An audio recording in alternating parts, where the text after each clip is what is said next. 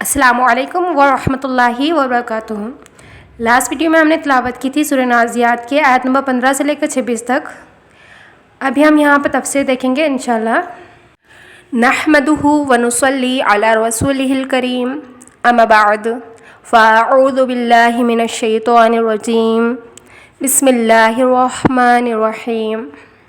آیت 15، کیا تمہارے پاس موسیٰ کی خبر آئی ہے؟ اللہ تعالیٰ پیارے نبی صلی اللہ علیہ وسلم سے مخاطب ہو کر پوچھتے ہیں، کیا تمہارے پاس موسیٰ علیہ السلام کی خبر آئی ہے؟ یہ سوال صرف سوال نہیں تھا، اس میں اللہ کی کئی حکمتیں تھیں۔ اللہ تعالیٰ توجہ دلاتے ہیں کہ یہ قصہ کوئی عام قصہ نہیں ہے، اس کے پیچھے پیارے نبی صلی اللہ علیہ وسلم، ایمان والوں کے لیے اور کافروں کے لیے سبق ہے۔ پوری آیتیں پڑھتے ہیں، جب سمجھ میں آئے گا کہ کیسے سبق۔ اور یہ پیارے نبی صلی اللہ علیہ وسلم کو دلاسا بھی تھا کہ مکہ میں جب کفار رسول اللہ صلی اللہ علیہ وسلم کو جھٹلاتے رہے تھے، جب لوگ اللہ پر ایمان نہیں لاتے، نبی صلی اللہ علیہ وسلم کا دل غمزدہ ہو رہا تھا۔ اللہ تعالیٰ نے انہیں تسلی دی، ایسا پہلے انبیاء کے ساتھ بھی ہوا ہے، آپ غم نہ کریں۔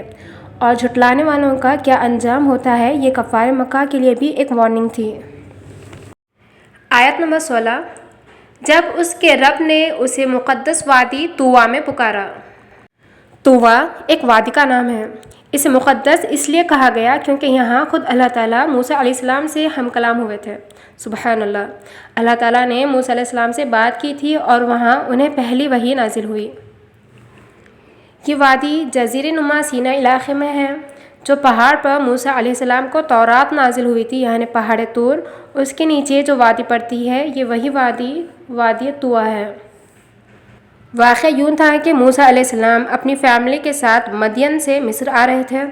رات کا وقت تھا، انہیں دور ایک آگ دکھائی دی۔ انہوں نے سوچا کہ وہاں کچھ لوگ ہوں گے، وہ وہاں جائیں، تھوڑی آگ لے کر آئیں تاکہ سردی میں بھی تاپے، روشنی مل جائے اور وہ لوگوں سے راستہ معلوم کر سکے۔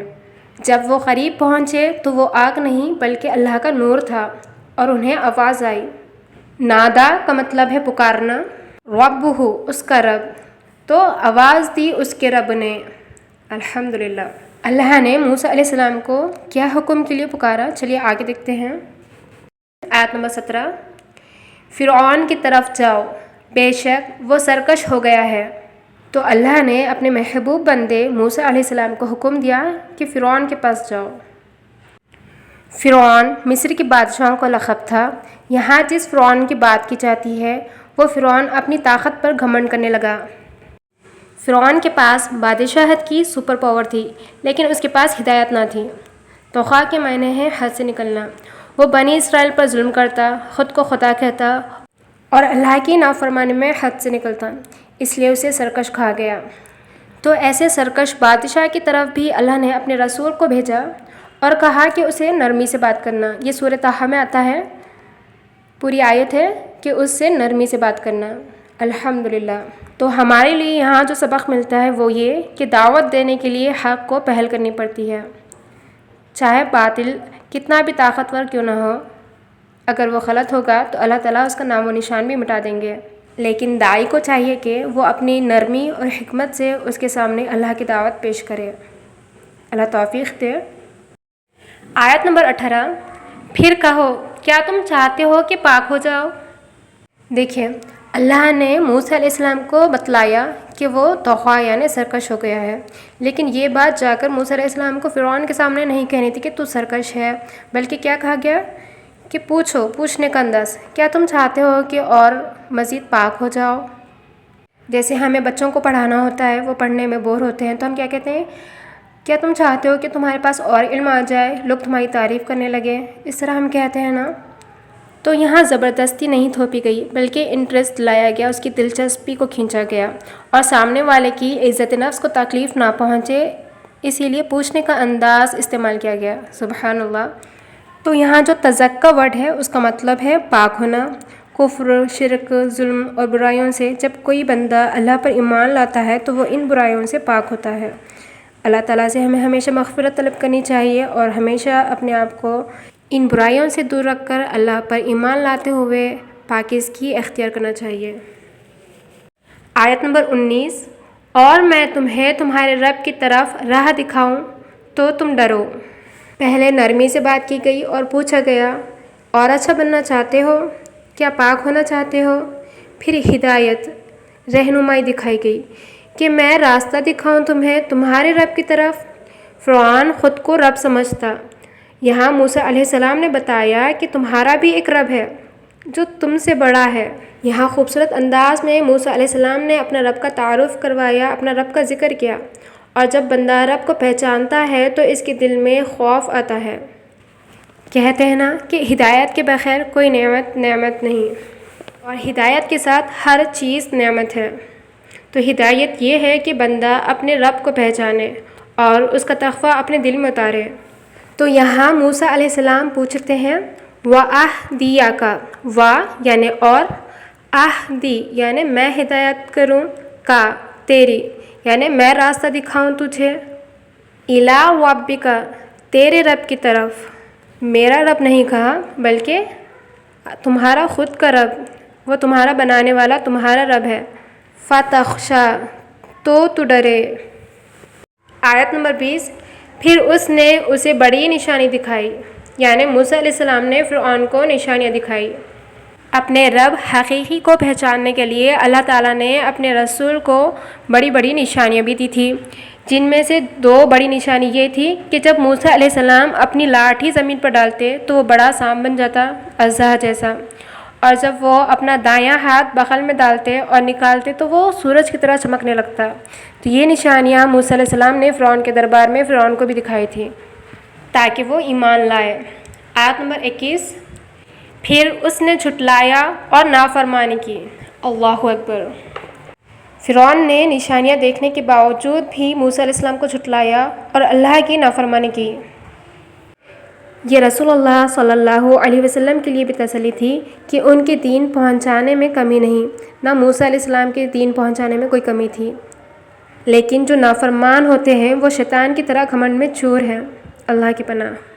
تو ہمیں بھی یہ سبق ملتا ہے، جب ہم داعی کا کام کرتے ہیں اور سامنے والا اللہ پر ایمان نہیں لاتا تو اس سے مایوس نہ ہوں، دعا کریں اور اپنا کام جاری رکھیں۔ آیت نمبر 22، پھر وہ پیٹھ پھیر کر کوشش کرنے لگا۔ اگر آپ کسی کو اللہ کی باتیں بتلائیں، آیتیں بتلائیں، اور وہ منہ بنائے اور جھنجھلاہٹ سے آپ کو پیٹھ دکھا کر جائے اور آپ کے خلاف سازشیں کرنے لگے تو یہ طغیٰ ہونے کی نشانی ہوتی ہے، اللہ کی پناہ۔ تو فرعون نے نشانیاں دیکھی لیکن اسے جھٹلایا اور نافرمانی کی اور پیٹھ پھیر کر کوشش کرنے لگا، موسیٰ علیہ السلام کے خلاف سازشیں کرنے لگا۔ آیت نمبر 23، پس اس نے جمع کیا، پھر پکارا۔ فرعون نے بہت بڑی تعداد میں کم و بیش 70,000 جادوگروں کو جمع کیا۔ وہ سمجھا کہ جادوگروں سے موسیٰ علیہ السلام کو جھوٹا ثابت کرے گا۔ اس نے ایک بڑی محفل لگائی جس میں جادوگر اور تمام جو لوگ تھے بنی اسرائیل کے یا فرعون کے، سب لوگ اکٹھا ہوئے تھے، اور وہ اپنے دربار میں کھڑے ہو کر کہنے لگا۔ آیت نمبر 24، پھر کہا کہ میں تمہارا سب سے بڑا رب ہوں، نعوذ باللہ۔ پہلے وہ کہتا تھا کہ میرے سوا تمہارا کوئی رب نہیں، اور جب اس کے پاس آیتیں آئیں وہ اور اپنے گھمنڈ میں شدید ہو گیا اور کہنے لگا کہ میں ہی تمہارا سب سے بڑا رب ہوں، جبکہ حقیقت میں وہ خود بھی جانتا تھا کہ وہ ساری کائنات کا خالق نہیں ہے۔ پھر بھی اپنی حکومت کے نشے میں کہنے لگا کہ یہ میری حکومت ہے، یہاں میری مرضی چلے گی اور میں ہی یہاں سب سے بڑا رب ہوں، اللہ اکبر۔ آیت نمبر 25، تو اللہ نے اسے آخرت اور دنیا کے عذاب میں پکڑ لیا۔ نکال کے معنی ایسی سخت سزا جو دوسروں کے لیے عبرت اور نصیحت بن جائے۔